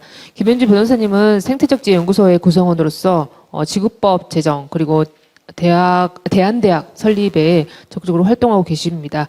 변호사님은 토마스 베리의 관점에서 신센철 소장님의 생태 철학과 생태적 지혜가 새로운 생태적 주체가 관계 속에서 발생하는 흐름이라는 측면을 중심으로 이해하고 설명하셨는데요. 제가 잘 이해했는지 모르겠습니다. 네, 그럼 김영준 변호사님의 발표를 청해 듣겠습니다. 네, 안녕하세요, 김영준입니다. 예, 그러니까는 저 같은 경우는 원래 이재돈 신부님과 함께 토마스 베리를 같이 막 공부를 하다가 그러면서 그래서 되게 저한테 되게 오늘이 뜻깊은 날이네요. 그래서 이재돈 신부님 오랜만에 다시 만나 뵙고 뭔가 그래서 저는 그래서 제 공부했던 토마스 베리랑 그 다음에 그거의 연결선상에서 딥에콜로지를 갖다가 적으면서 제가 신승철 선생님과 만났던 이야기를 간단히 해보면은 그래서 오전 발표를 들으신 분도 있고 안 들으신 분도 있으시겠지만은 뭐 토마스 베리 얘기 중에서 이재돈 신부님이 하셨던 말씀 중에서 정치, 경제, 교육, 종교 그 말씀 기억나시죠? 그러니까 네 가지가 네 가지가 각각 뭔가 생태적이 돼야 하고 그 네 가지가 또 연결돼야 된다라는 것이 제가 느꼈던 거거든요. 저도 그래서 정치, 경제, 교육, 종교가 서로 이렇게 뭔가 안에서 그러니까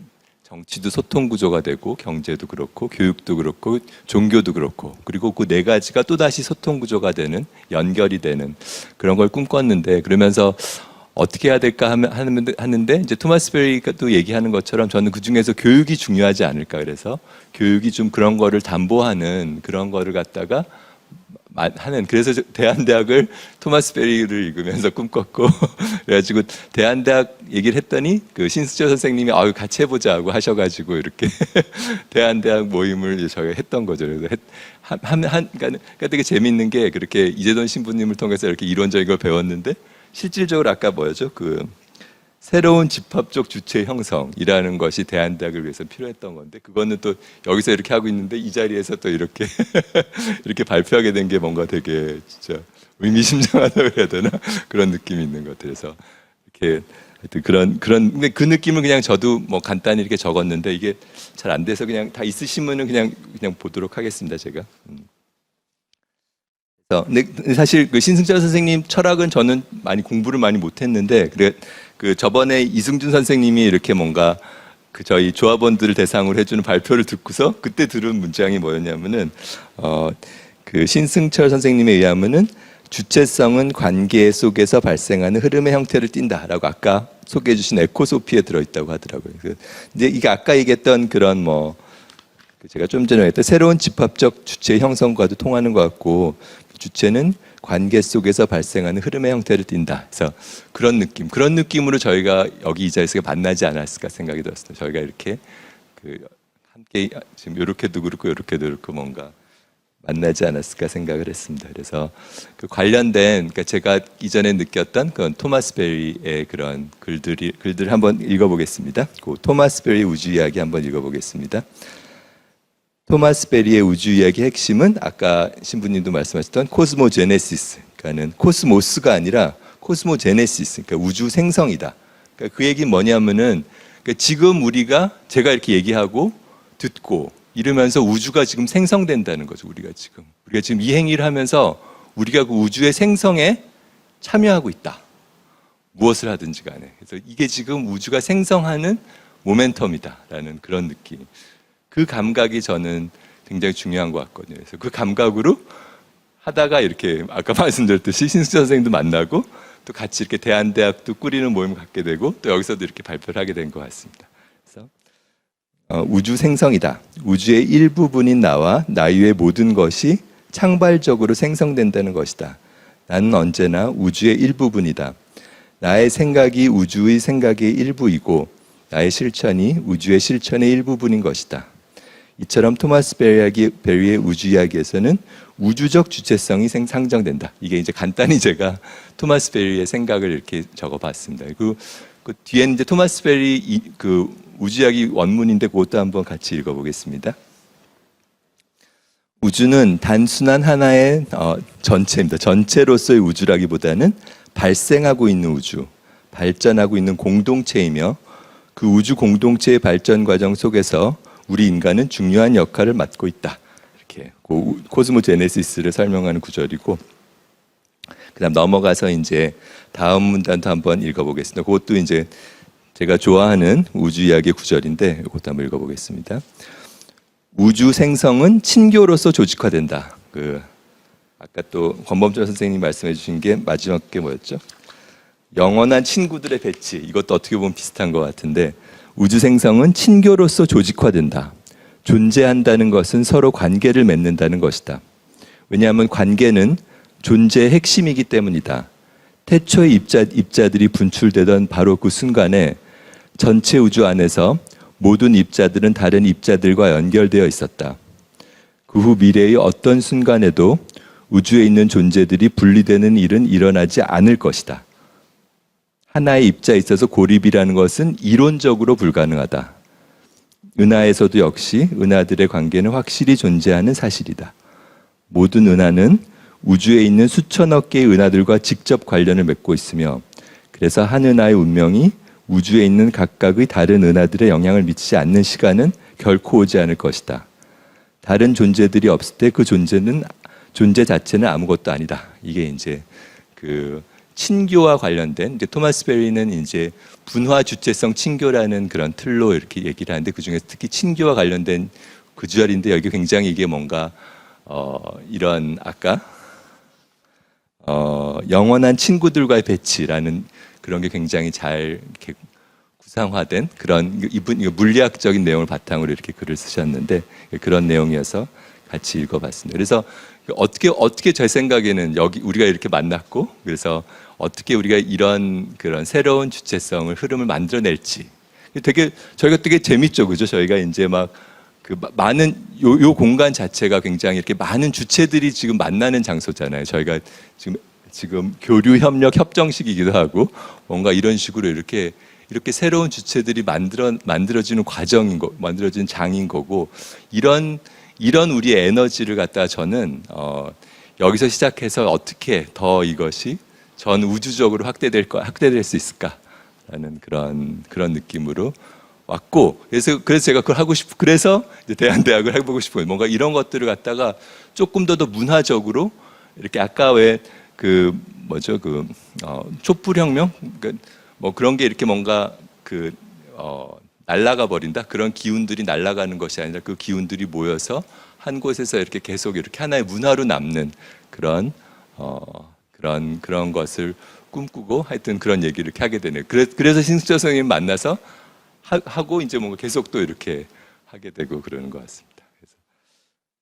예, 그리고 그 다음에 그러니까 저 같은 경우는 좀 저는 그 학문을 갖다 저는 법학 생태학 철학을 했거든요. 법학 생태학 철학에 짬뽕 학문을 했는데 그래서 생태학 할 때도 저희 랩에 저만 문과 출신이어가지고 되게 지도 교수님이 막 제가 생태계 교란 요인이라고 그랬었는데 그래서 그때 저희 그 랩 선배님이 지금은 이티오피아 대학에서 생태학 강의하시는 김동길 선배가 이제 저한테 그 딥 에컬로지 책을 주면서 이런 인문적 생태학도 있다라는 걸 저한테 그때 했는데 그 책을 제가 어떻게 또 나중에 계속 번역이 안 돼가지고 얼마 전에 번역도 했거든요. 그래서 그 책의 내용들도 한번 좀 소개를 하면서 같이 또 얘기를 하겠습니다.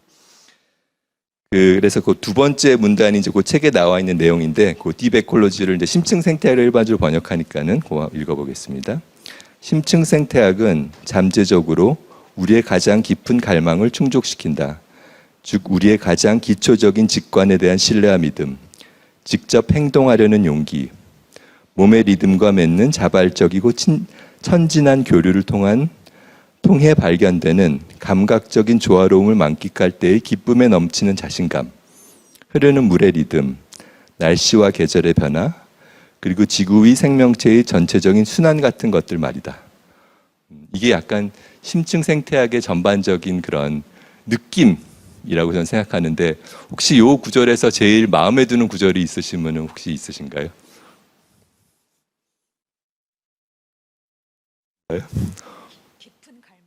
깊은 갈망. 깊은 갈망. 예. 혹시 뭐 있으신가요?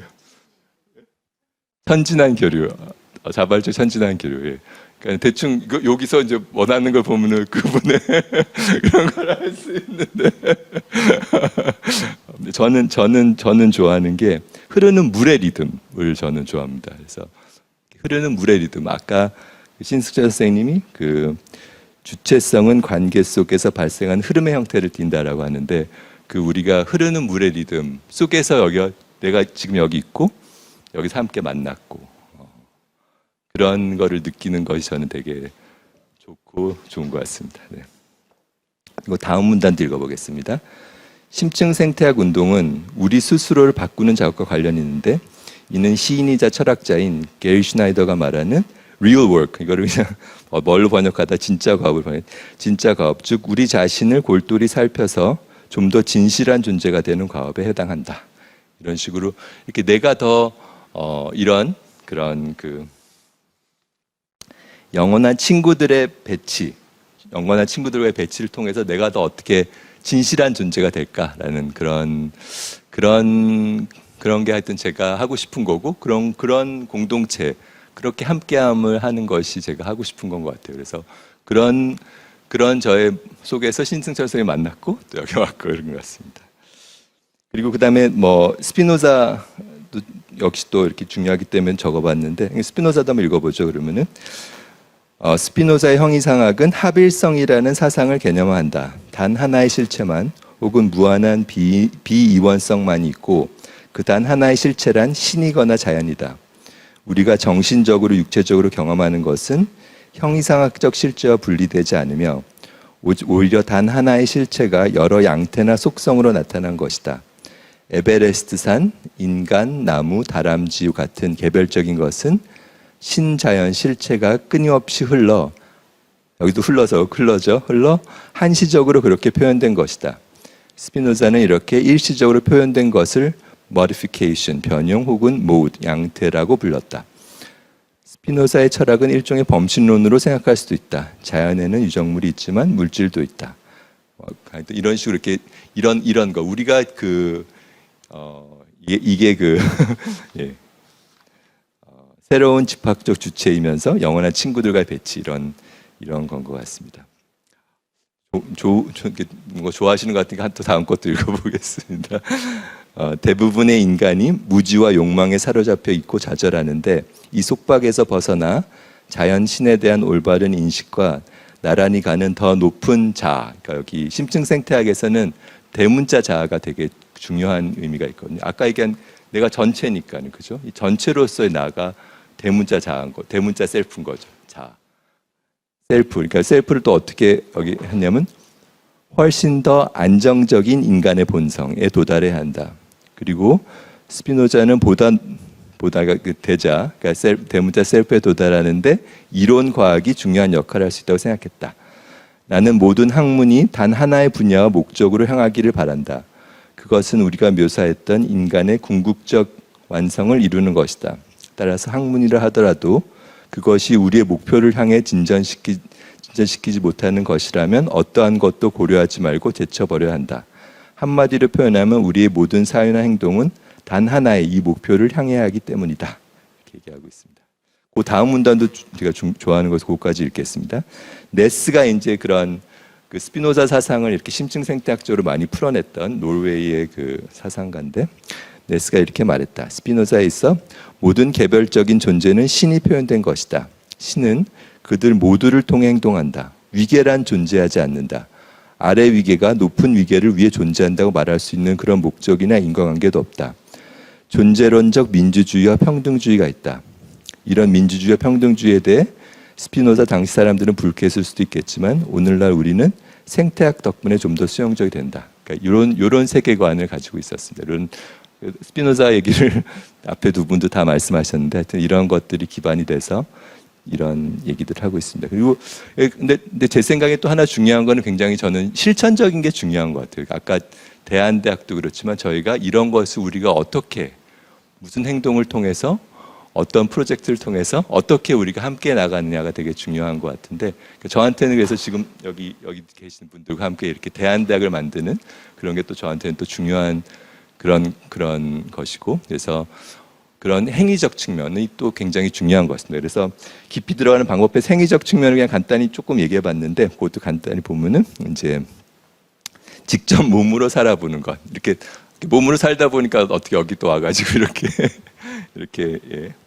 몸으로 이렇게 여러분들과 만나게 됐는데 삶 속의 볼륨을 낮추는 거. 제가 되게 막 저는 관심이 많고 이것저것 막 아까 법학, 생태학, 철학한 것처럼 되게 좀 관심이 잡다 하고 그렇거든요. 그래가지고 이게 좀 그런데 좀 삶 속의 볼륨을 낮추고 좀 하는 것도 중요한 것 같고. 그다음에 이게 그 디베콜로지에는 이렇게 인용이 많은데 그 도겐 선사 그건 한번 읽어보겠습니다. 자, 도를 공부하는 것은 자기를 공부하는 것이요. 자기를 공부하는 것은 자기를 잊는 것이다. 자기를 잊는 것은 만물이 주는 삶을 깨닫는 것이고 만물이 주는 삶을 깨닫는 것은 자기와 타인 사이에 놓인 장애물을 없애는 것이다. 라는 그런 거. 그리고 또 다음 것도 한번 읽어보겠습니다. 채식주의자가 아닌 이들 또한 피해를 입히지 않음이라는 가르침을 이해하고 실천하려 늘 노력한다. 에스키모와 같이 사냥에 전적으로 사람을 의지하는 사람들은 생명을 취하는 것이 감사와 배려의 정신, 그리고 그 일에 대한 엄밀한 자각이 요구되는 행동이라는 것을 확신한다. 그들은 우리의 모든 음식은 영혼이라고 말한다. 식물 또한 살아있는 것이다. 자연의 모든 것은 선물의 교환이고 누구나 선물을 교환하는 잔치이며 누군가의 먹을 것 아닌 죽음은 없으며 누군가의 죽음 아닌 삶 또한 없다라고 해서 이런 실천적인 것. 예. 저 눈물이 나네. 저도. 네, 하여튼 예. 그래서 그러니까 그 감사함이라고 해야 되나? 그 감사함이 굉장히 제 생각에는 이게 중요한 점인 것 같고 하여튼 예, 그렇습니다. 이렇게 마치겠습니다. 감사합니다. 네, 그러면은 마지막 발표 자연과 조화하는 생태적 지혜 부엔비비르와 경물사상이라는 제목으로 동아대학교 이남희 전임 연구원님의 발표가 있겠습니다. 이남희 연구원님은 본 연구에서 남아메리카 부엔비비르 수막 카우 이남이 카우사이 남아프리카 또 우분투 이런 네 남아메리카네요. 남아메리카 남아프리카 좀 헷갈렸습니다. 이런 전통 사상하고 우리 동학의 경물 사상 이런 것들이 결국 생태적 지혜를 실현할 수 있는 하나의 그런 지표가 될 수 있다 이런 말씀을 하시는 것 같다고 저는 읽었습니다. 이런 재원들에 대해서 그러면은 이남희 연구원님의 연구에 대해서 경청하도록 하겠습니다. 네, 저도 우리 발표문에 있는 저는 이렇게 서술식으로 썼는데요. 이 내용을 보시면서 진행을 하도록 하겠습니다. 우선 제 발표 전에 제 신승철 소장님과의 인연을 잠깐 말씀드리고 싶은데요. 전 한 10년 전에 만났고요. 저는 한국 정치 사상 을 전공하던 사람이었어요. 근데 막연하게 이제 생명과 영성에 관심을 가지면서 생태 공부를 하고 싶었는데 딱 신수철 소장님을 만나서 제대로 공부할 수 있었고 아직은 많이 부족하지만 한국 정치 사상과의 접점을 찾으려고 노력을 하고 있고 그 중에 하나가 이제 동학이라고 할 수가 있습니다. 부엔비비르도 신 소장님이 한번 공부해 보라고 해서 공부를 했고요. 그 동학에서 딱 현대 생물학, 그린 마골리스 이론과 접점이 되는 것도 사실 신 선생님이 알려주셨습니다. 사실 그래서 여기서 발표한 이 내용은 신 선생님과 저의 공동 작업이라고 할 수가 있는데 신 선생님이 쓰신 어딘가에 그 구절을 다 제가 인용해서 넣었어야 되는데 우리 급하게 그 발제문을 작성하다 보니 그런 점이 좀 부족해요. 어쨌든 제가 하는 말은 신 선생님과의 공동 저작이다라고 할 수가 있습니다. 그리고 전 이 말씀을 드리니까 신 소장님 첫 인상은 여러분 앞에 현수막 이런 플랜카드에서 보셨겠지만 정말 소도 때려잡을 것 같은 그런 얼굴이잖아요. 근데 말씀은 그렇지 않아요. 그리고 심지어 이제 채식주의자세요. 여기 이은경 선생님 한번 일어나시죠. 저기 부인 되시는 분인데 부인 때문에 채식주의자가 견고해졌습니다. 처음에는 채식주의자가 된 지 딱 일주일에 만났대요. 그래서 이제 딱 그때 뭘 드셨다고 하셨죠? 감자탕을 드셨는데 전 채식을 하려고 합니다. 그러니까 딱 그러면 고기 먹지 마세요. 그러면서 다 이은경 선생님이 다 고기를 드셨다고 그랬는데 그래서 일주일 그때 사실 그거를 덕분에 굳어진 거예요. 채식주의를 포기할 수도 있었는데 그래서 지금의 신 선생님이 되기까지는 또 우리 배우자이신 이인경 선생님의 그 정말 큰 역할이 있었고 두 분은 한 쌍입니다. 한 쌍이라고 제가 되고 그래서 이 자리를 들어서 저기 배우자 이인경 선생님에도 깊은 제가 감사를 드립니다. 그리고 여기 아시겠지만 오늘 좌장이신 그 신 선생님 동생이 계시고요. 또 신 선생님 또 누님이 계시잖아요. 잠깐 소개를 하시죠. 잠깐 이 자리를 빌어서 한번 말씀하시죠. 잠깐 제가 기회를 드리지 않으면 인사할 기회가 없으실 것 같아요. 김신인주 그 또 예술 하시는 선생님이신데요. 현재 또 공부를 하고 계십니다. 잠깐 일어나서 인사를 하시죠.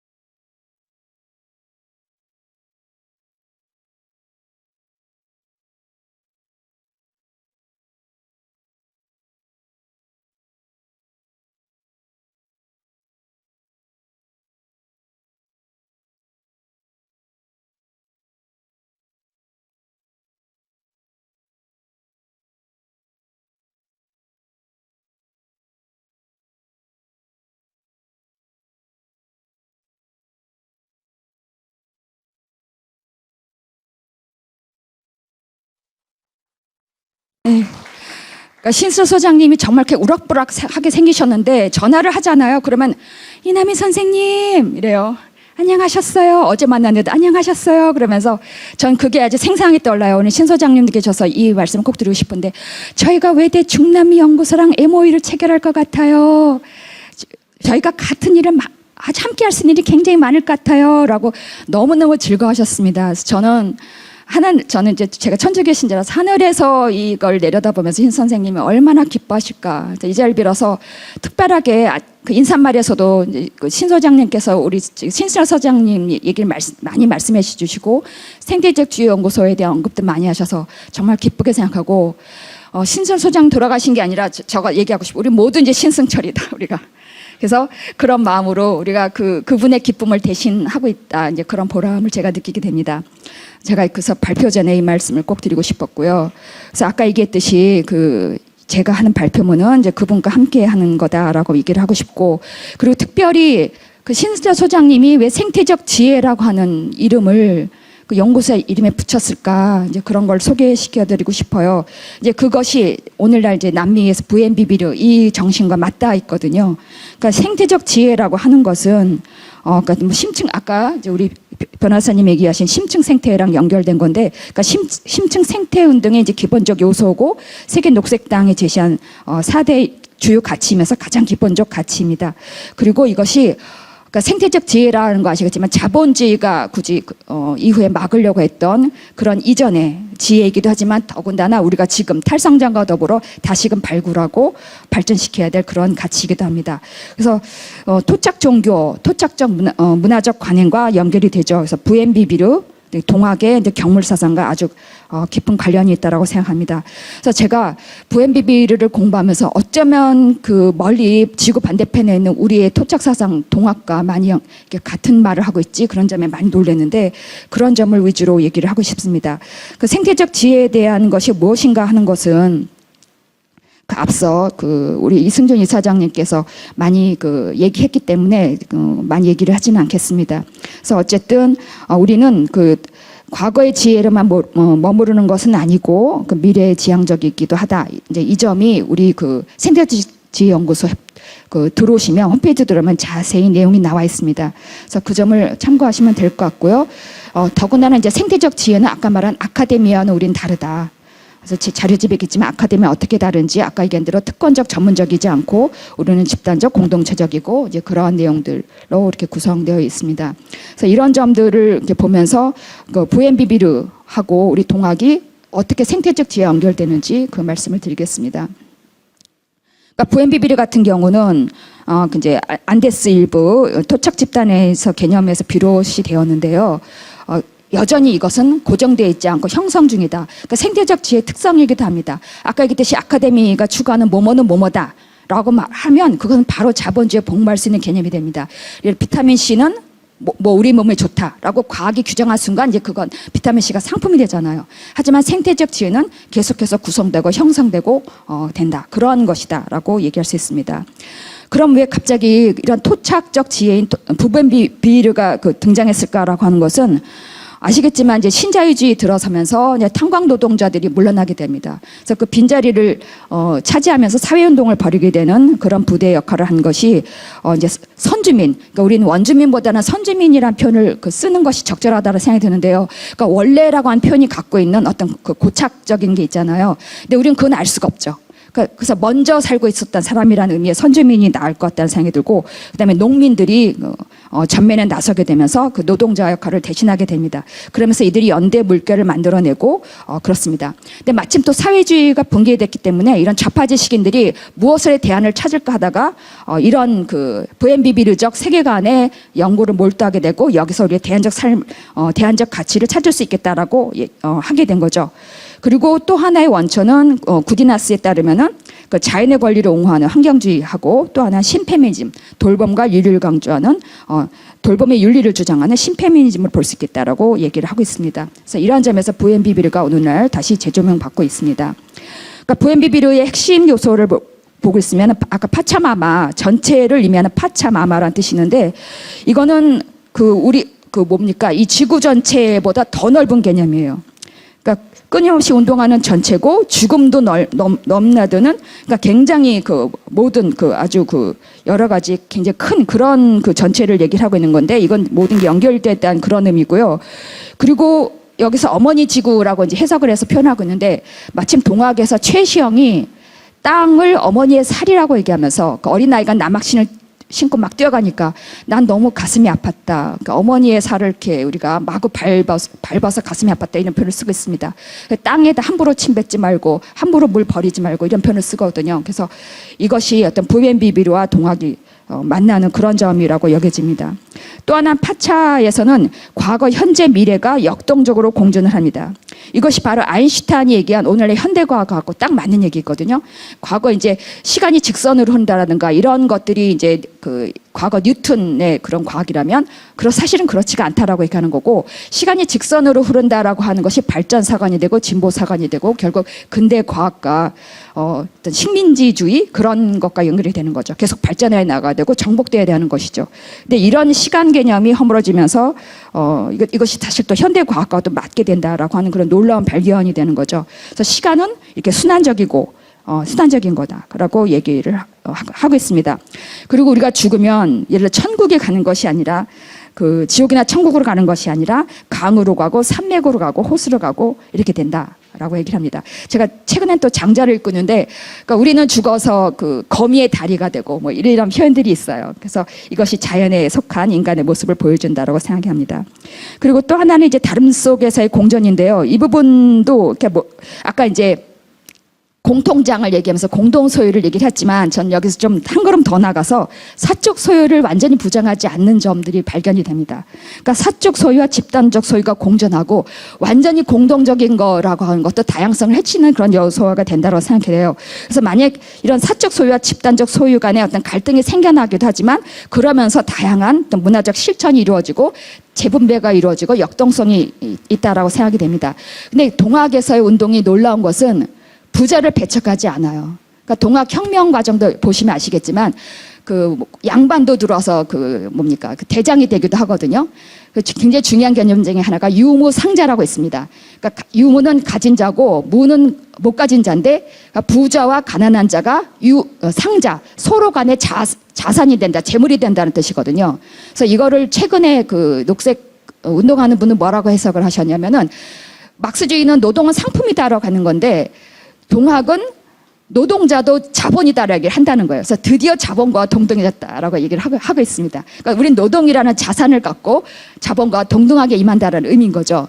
그래서 또 그런 것과 더불어 이제 부자를 완전히 배척하는 것이 아니라 어떤 부자와 가난한 자 사이의 어떤 관계, 역동적 관계와 재분배의 어떤 가능성 이런 것들을 얘기함으로써 대단히 관용적이고 딱 어느 것에 이렇게 배척하거나 적대하지 않는 그런 정신을 보여주겠다라고 하는데 VNBB로도 그런 정신이 있다는 걸 발견하고 제가 대단히 놀랐습니다.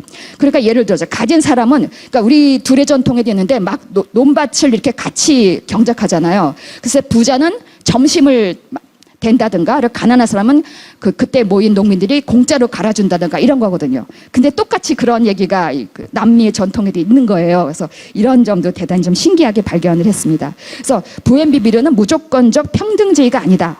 차이를 없애는 것이 아니라 차이와 함께 사는 것을 배우는 것이다. 그리고 그 차이가 너무 심화되지 않도록, 이게 굉장히 중요한 거죠. 심화되지 않도록 하고 전체가 둘로 나뉘어 불안정하게 하지 않도록 한다라고 이야기를 하고 있습니다.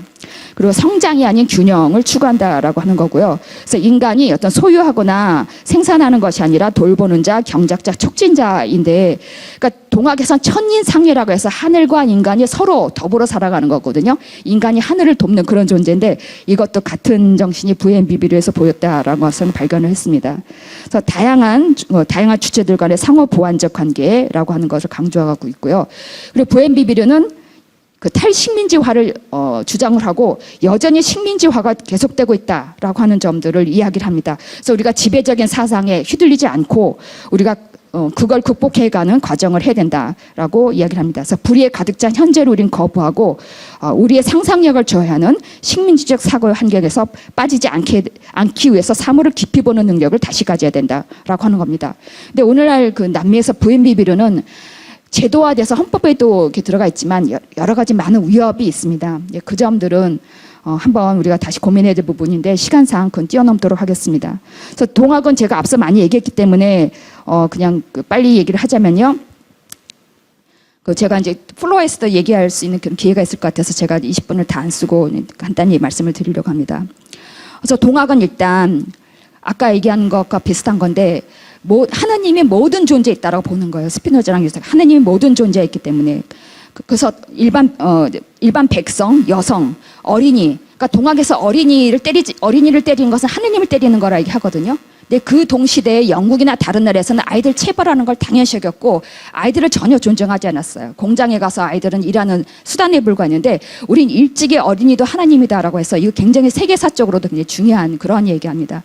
그러니까 어린이뿐만 아니죠. 만물도 똑같이 하나님을 포함하고 있는 존재이기 때문에 우리는 공경해야 된다 이런 얘기를 하고 있습니다.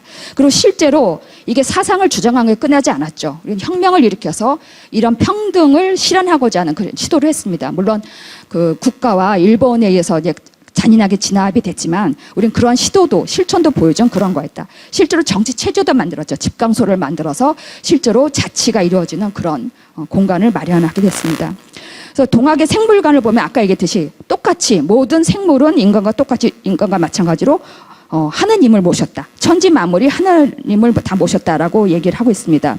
그래서 그럼 먹고 먹힘에 대한 얘기를 해요. 그러니까 신 선생님이 여기서 동학에서는 먹고 먹힌다라고 하는 거를 그 하늘이 하늘을 먹는다라고 얘기를 해요라고 하니까 그 림 마굴리스의 그런 그 이론이 딱 있습니다라고 얘기를 해주신 거예요. 그래서 제가 너무 여기에 어떤 충격을 받아가지고 공부를 했더니 정말 기가 막히게 서로 일치하는 그런 부분을 발견했습니다. 근데 보통 이걸 2000식전이라고 얘기를 하고 있는데 최근에 황정원 교수님이 뭐라고 하냐면 2004천이라고 해야 된다 그래서 이게 최근에 나온 주장 중에 하나예요. 그래서 하늘로서 하늘을 먹는다라는 게 아니라 하늘로서 하늘을 먹인다라고 해석을 해야 된다는 거예요. 근데 이게 한문의 문법적으로 이게 사실 딱 맞아요. 근데 이 얘기를 깊이 하면 또 시간이 걸리니까 그래서 먹는 존재도 하늘이고 먹히는 존재도 하늘이라고 하는 거예요.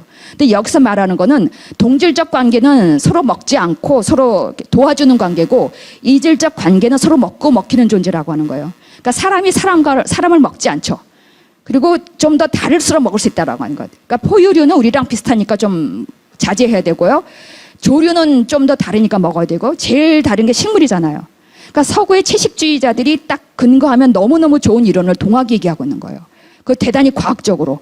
왜냐하면 우리가 먹는 존재가 사라지는 게 아니라 내 안에서 연대적 성장 발전을 한다는 건데 림 마굴리스가 뭐라고 하냐면 먹는다는 행위는 서로 다른 개체가 만나서 서로 간에 더 복잡한 종으로 나아가는 거라고 얘기를 하거든요. 그러니까 우리가 같은 거를 먹으면 우린 발전이 일어나지 않아요. 다를수록 먹어서 우리 안에 또 복잡한 그런 진화된 존재로 나아가는 거거든요. 그래서 어쨌든 채식주의와 과학과 우리 이 사상이 딱 만나는 그런 결합 지점을 발견했는데 이게 신 소장님이 알려주신 그런 내용입니다. 그래서 이것 굉장히 놀랍다. 저는 이런 생각을 합니다. 이것이 이제 동학의 생물관이라고 할 수가 있고요. 그러니까 동학의 자연관은 아까 얘기한 대로 아까 땅을 어머니라고 표현한 것과 똑같이 그리고 모든 만물이 우리의 동포다라고 얘기를 합니다. 그래서 그 사람만 먹는 게 아니라 해도 달도 먹고 입힌다 이런 이야기를 하고 있습니다. 이제 바로 뉴질랜드의 황거누이강에 이제 권리를 부여한 것과 마찬가지로 모든 인간 주체가 갖고 있는 권리도 모든 자연이 갖고 있다라고 얘기를 할 수가 있겠습니다. 그래서 그 린 마글리스도 역시 그 흙이라고 하는 거 죽어 있는 거 아니다. 그건 모든 미생물과 어떤 그 살아있는 존재들이 섞여 있는 거다라고 했고 지구는 진정한 의미에서 살아있다. 이런 얘기를 생태주의자들이 하고 있죠. 그래서 그런 것의 정신을 동학도 같이 하고 있다라고 생각을 합니다. 그래서 그렇기 때문에 만약 인간이 지구와 조화하지 않는 방향으로 우리가 계속 이렇게 생활한다면 어느 순간 지구는 인간을 발붙이지 못하게 만들 수도 있습니다. 그래서 그런 점에서 우리는 우리를 위해서라도 빨리 지구와 조화하는 방향으로 나아간다라고 생각을 하는데요. 그래서 어쨌든 결론적으로는 이렇게 VNBB와 동학이 이렇게 만나는 지점을 우리가 알 수 있었고 바로 이것이 생태적 지혜라고 할 수 있고 이러한 점들을 발굴해서 알리고 우리가 함께 나가는 것이 우리 생태적 지혜연구소의 신설 소장님의 뜻이 아닐까 이렇게 생각을 합니다. 이상 마치겠습니다. 감사합니다. 네. 이남희 연구원님의 발표를 잘 들었습니다. 자, 그러면 저희가 이제까지 네 분의 발표를 들었으니까 혹시 청중 여러분 중에서 발표 내용을 들으시고 질문이나 아니면 하시고 싶은 발언 같은 게 있으시면 하시면 좋을 것 같습니다. 네, 그러면 학술대의 발표를 마무리하겠습니다. 네, 정청해 주셔서 감사합니다.